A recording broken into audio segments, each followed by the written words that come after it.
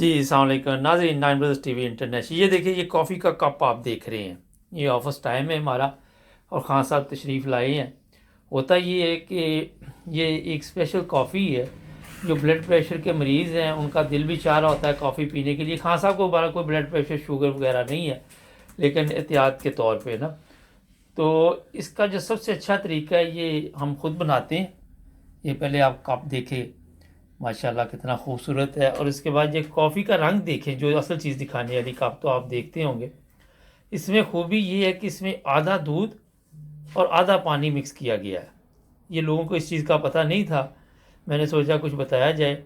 इससे जो blood pressure के मरीज़ हैं उनका कॉफ़ी का नशा भी पूरा हो जाता है और आप किसी और यानी कि आपका ब्लड प्रेशर भी हाई नहीं होता। तो ये छोटी छोटी चीज़ें 1-2 मिनट की हम आपको बताते हैं, क्योंकि हमें आपकी सेहत का बहुत ख्याल है, आपकी फ़िक्र होती है।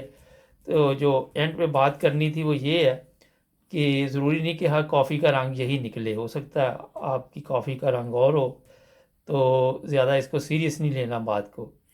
जो सीरियस लेने वाली बात है वो हमारा चैनल है नाइन ब्रदर्स टीवी इंटरनेशनल, उसे सिर्फ सब्सक्राइब कर लें ताकि आने वाले प्रोग्राम आपको मिलते रहें। आपका बहुत शुक्रिया।